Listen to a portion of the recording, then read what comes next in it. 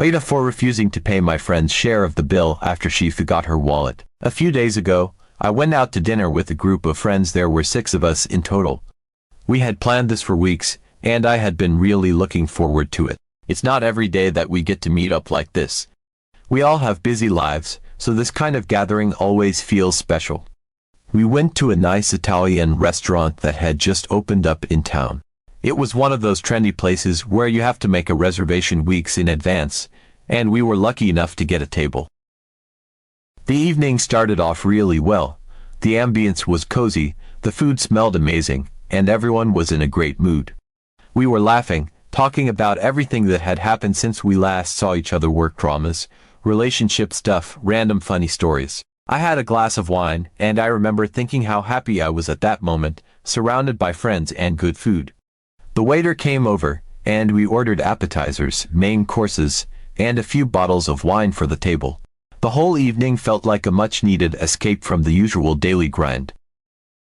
One of my friends, Sarah, was there, too. Now, let me give you a bit of backstory on Sarah. She's the type of person who's always fun to be around. She's got this outgoing personality, always cracking jokes and lighting up a room. But Sarah also has this habit, which has been bothering some of us for a while now. It's a bit of a running joke in our group that she's a little forgetful, especially when it comes to paying her share. This isn't the first time she's conveniently forgotten her wallet or had some kind of excuse when it came time to settle the bill. But honestly, I'd never been the one directly affected by it until now, so I always kind of shrug it off. Anyway, dinner went on, and we were having a blast. The food was fantastic: pasta that was perfectly cooked, pizzas with crispy crusts, and desserts that melted in your mouth. We were all pretty much stuffed by the end of the meal, and we were just lounging around, finishing the last bits of our drinks, when the bill came. It was one of those situations where they brought a single check for the whole table, and we were all trying to figure out who owed what. As soon as the bill hit the table, I noticed that Sarah got a little quiet. She was sitting directly across from me, and I could see her fiddling with her phone, looking a bit awkward. Then, just as I expected, she said, "Oh my God, you guys, I think I left my wallet at home." She had this sheepish grin on her face, and she kind of laughed as if it was something that just happened by accident. But I could feel this weird tension immediately. Everyone else went quiet for a moment. It wasn't like an uncomfortable silence, but more of that expectant pause where you could just tell people were waiting for someone to step up and offer to cover her. And I knew exactly what that felt like, that moment when everyone's eyes dart around the table, and the pressure starts building. I think we were all tired of this happening, but no one really wanted to be the one to call her out either. It's like, you don't want to ruin the night, but at the same time, it's not fair to keep picking up someone else's tab, especially when you know there's a pattern. Sarah looked over at me, and I could feel her eyes on me. There was that awkward moment where we made eye contact, and I could tell she was expecting me to step up. I felt this internal struggle for a second, like, part of me wanted to avoid the whole awkward confrontation and just pay for her. But the other part of me was honestly tired of this happening. I knew if I gave in, it would just keep enabling her to do this again. So, instead of offering to cover her, I just said, "I can't cover you, sorry." It came out more bluntly than I intended. I tried to smile a little, to soften it, but there wasn't much I could do. Her face changed instantly. She looked genuinely surprised, and not in a good way. She kind of laughed, like she was trying to brush it off, and said, "I'll pay you back tomorrow, I promise." But I still didn't feel comfortable with it. I shook my head and said, "I'm really sorry, but I'm not comfortable covering other people's expenses." And that's when the atmosphere shifted. I could feel the tension grow thick around the table. Sarah's face went red, and she looked like she didn't know what to say for a moment. Then she said, "Wow, okay, that's kind of harsh, don't you think?" She tried to keep her tone light, but there was this edge to her voice. I could tell she was embarrassed. Everyone else just kind of looked down at the bill or at their phones. No one really wanted to get involved. It was like I had just done the unthinkable, and everyone was too stunned to react. Finally, one of our friends, Matt, sighed and said, "I've got it, Sarah. Don't worry about it." He pulled out his card and covered her share. But the whole vibe was off after that. The laughter was gone, and the rest of the night felt kind of forced. We still talked a little, but you could feel that everyone was just trying to get through the rest of the evening. As we all got up to leave, Sarah barely looked at me. She said goodbye to everyone else, but she didn't say a word to me. It felt weird, like I knew I hadn't done anything wrong, but I still felt bad for some reason. I don't like making people feel uncomfortable, but at the same time, I didn't want to keep pretending like what she was doing was okay. I drove home that night feeling conflicted. Part of me was relieved that I'd finally stood my ground, but another part of me was worried that I might have really damaged my friendship with Sarah. The next day, I got a text from Sarah. It wasn't long, but it was pretty pointed. She said, "Hey, I just wanted to say that I think what you did last night was really out of line. You made me look bad in front of everyone. It was only a small amount, and I said I would pay you back. I don't understand why you had to make a big deal out of it." Reading it, I could feel my stomach sink a little. I didn't know how to respond. I put my phone down for a while, trying to figure out what I wanted to say. I didn't want to fight, but I also didn't want to apologize for something I felt wasn't my fault. Later on, I replied, "I'm sorry if it made you feel embarrassed, but I just wasn't comfortable covering for you. I think it's important that everyone pays their share, and it's not fair to keep expecting others to step up." I tried to keep it as polite as possible, but I could tell she wasn't going to let it go that easily. After that, I heard from a couple of our mutual friends. Some of them were on Sarah's side, saying I could have just covered her since she promised to pay me back and it wasn't a huge deal. They felt like I made an unnecessary scene and could have just avoided the whole situation. But others actually reached out to say they understood where I was coming from. They mentioned that Sarah has done this before, and that maybe it was time someone finally said no. They admitted they'd been annoyed by it too, but didn't want to be the one to say anything. Honestly, I feel conflicted. On one hand, I know I'm not responsible for covering someone else's meal, especially when it's not the first time. I don't think it's fair to just assume someone else will take care of your bill, especially when we're all adults with our own expenses. On the other hand, I feel bad because I know I embarrassed her. I could see it in her face, and I could feel the shift in the mood. I didn't want to be the one to ruin the night, but at the same time, I also didn't want to keep enabling her behavior. It's been a few days now, and things are still awkward between us. She hasn't really spoken to me since, and I've noticed she's been a bit distant in our group chat. A few weeks passed since the incident at the Italian restaurant, and things remained awkward between me and Sarah. Our friend group had carried on with the usual jokes and conversations in our group chat, but Sarah had noticeably been less active. I tried not to overthink it sometimes. People just need time to cool off. I also figured that maybe she realized she couldn't keep doing what she had been doing, and that our friendship would find a way to move past it eventually. After some time, one of our friends suggested we have another group dinner. It wasn't a new idea. We liked getting together regularly, and it felt like enough time had passed since the last dinner debacle. Plus, I was hoping that this could be an opportunity to clear the air with Sarah. Maybe we could move past the tension, and everything could go back to normal.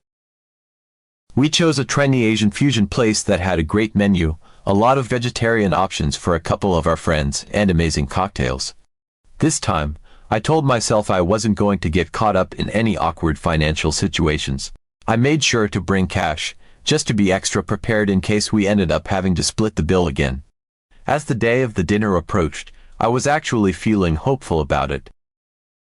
When the day finally came, we all met up at the restaurant. Sarah showed up a bit late, but she was her usual bubbly self, hugging everyone, making jokes, and acting like nothing had ever happened.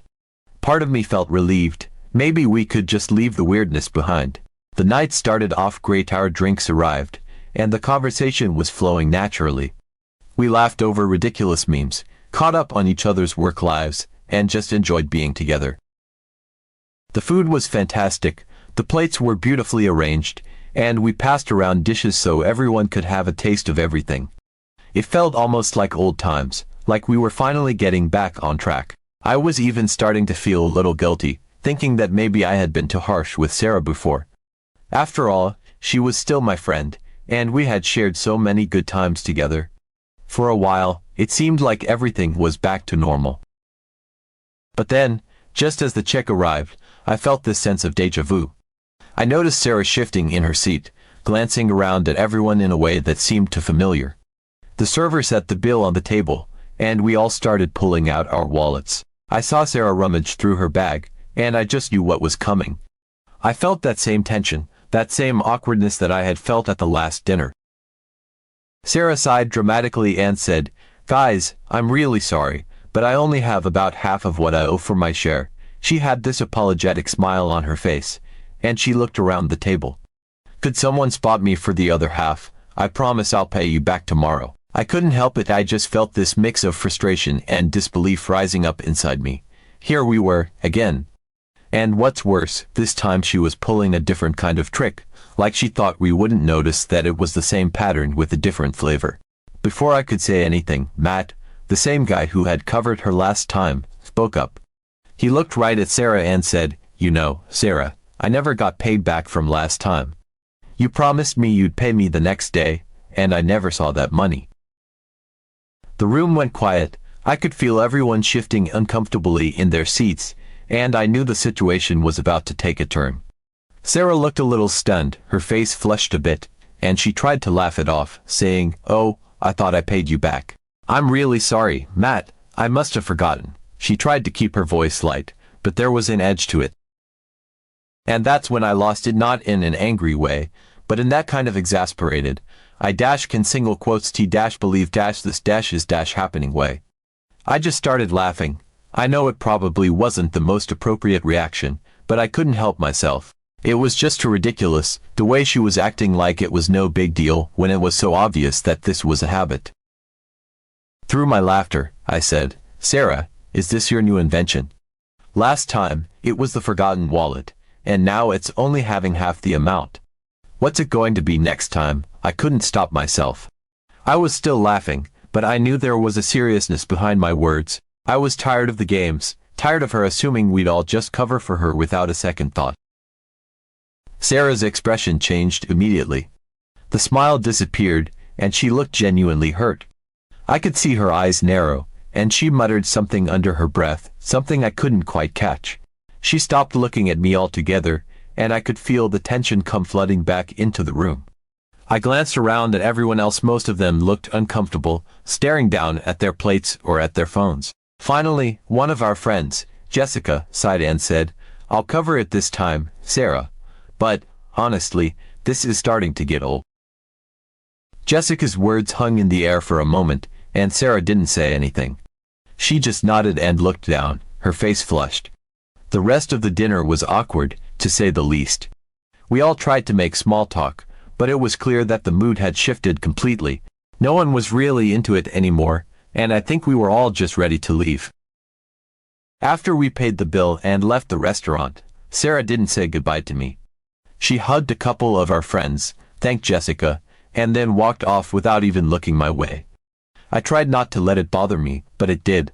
I knew she was upset, but I also felt like I couldn't keep letting her pull these stunts without saying anything. Later that night, I got a text from Sarah. It was long, and I could tell she was upset.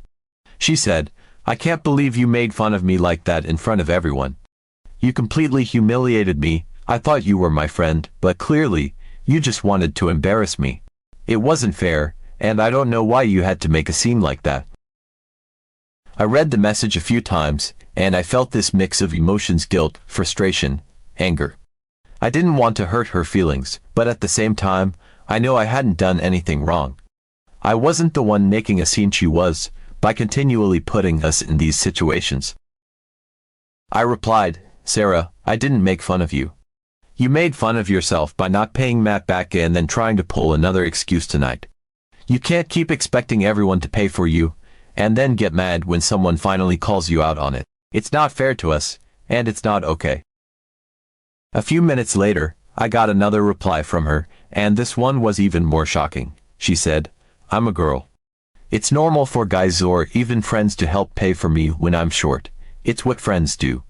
You're acting like it's such a big deal, but this is just how things are." I was stunned. I stared at my phone for a long time, rereading her message. I couldn't believe she actually thought that was a valid reason, that just because she was a girl, it was somehow okay for her to keep expecting us to cover for her. It felt like such an outdated, entitled mindset, and I didn't know how to respond. I ended up just saying, Sarah, we're all adults here. It's not about being a girl or a guy. It's about taking responsibility for yourself and not assuming others will always bail you out. I hope you understand that. She didn't reply after that. After Sarah's last message, I decided to take a different approach. Instead of letting it eat at me or feeling bad, I decided to share the situation with our friend group. I took screenshots of our conversation and sent them to our group chat. I didn't add any commentary, just let the messages speak for themselves. Part of me was worried they might think I was overreacting, but honestly, I was at my wit's end and needed their perspective. To my surprise, the reaction was immediate and unanimous. Everyone started chiming in, and the responses ranged from disbelief to outright laughter. Matt, especially, was amused at Sarah's justification. He made a joke about how he hadn't realized he was signing up to be her personal sponsor. Others expressed shock at her sense of entitlement. Some of the girls in our group were particularly annoyed at her using the "I'm a girl" excuse, saying that it set a bad precedent for all of them. It was clear to everyone that Sarah had crossed a line, and no one wanted to keep being put in that situation. Despite all of this, we still genuinely missed hanging out as a group. Sarah was part of our circle, and even though her behavior was frustrating, we had been friends for a long time. So, a few weeks after the incident, we decided to plan another group dinner. It was a bit of a leap of faith, but we all hoped that maybe this time things would go more smoothly. I think, deep down, we all wanted to give Sarah a chance to redeem herself. We chose a casual diner this time, nothing too fancy, just a cozy place where we could relax and enjoy each other's company without worrying about a massive bill at the end. When we all met up, it felt like we were picking up right where we left off. Everyone was in high spirits, and the atmosphere was light and cheerful. We laughed, shared stories from the past few weeks, and just enjoyed being together. Even Sarah seemed to be in a good mood, joking around and joining in on the conversations like nothing had happened. We ordered our food: burgers, fries, milkshakes, the kind of comfort food that made it impossible not to have a good time. The conversation was non-stop, with everyone chiming in, telling funny stories, and catching up on each other's lives. It felt great, like we were finally moving past all the awkwardness and tension. For a while, I let myself believe that maybe Sarah had learned her lesson and that everything could go back to normal. Then the check arrived.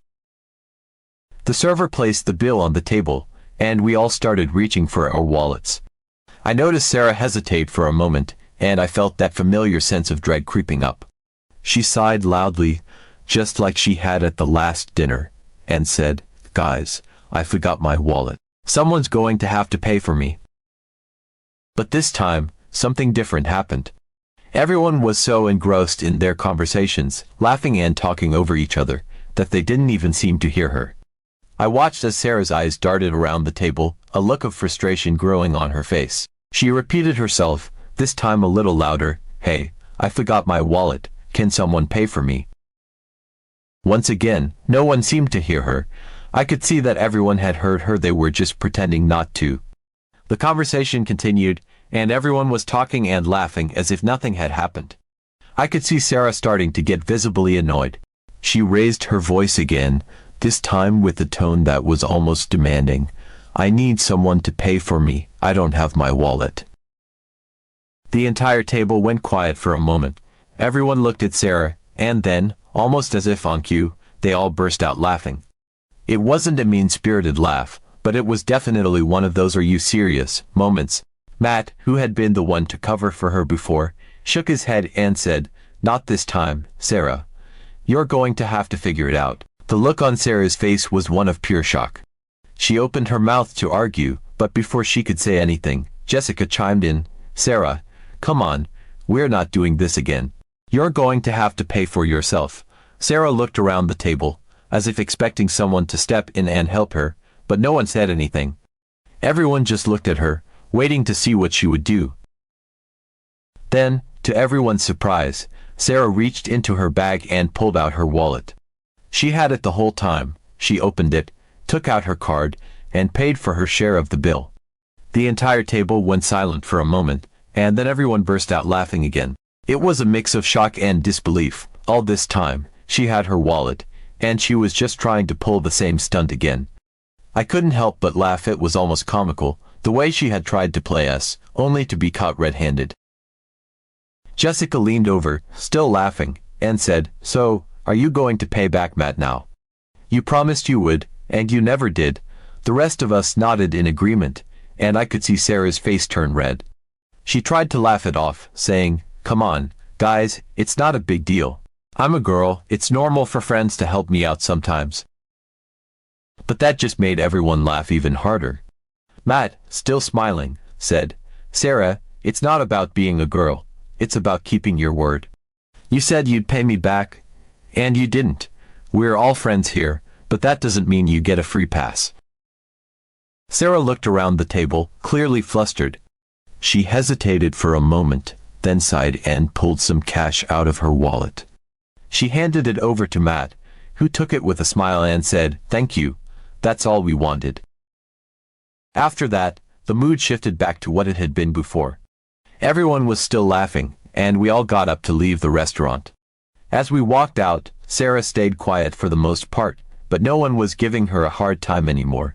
It felt like a weight had been lifted, like we had finally addressed the elephant in the room, and now we could all just move on. As we left the restaurant, we all started joking about the whole situation.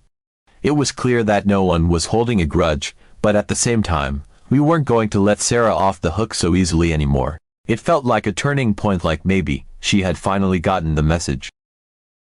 The fact that Sarah actually had her wallet with her the whole time, and was just trying to get out of paying, was almost too ridiculous to believe. But at the same time, it made perfect sense, given everything that had happened before. I don't know if Sarah will change her ways after this, but I do know that things are different now. She can't just assume that we'll cover for her without question, and she definitely can't use the "I'm a girl" excuse to get out of taking responsibility for herself. We're all adults here, and we all have our own expenses to deal with. It's not about gender, it's about fairness and respect. Am I AITA because I refused to pay for my friend and laughed at her?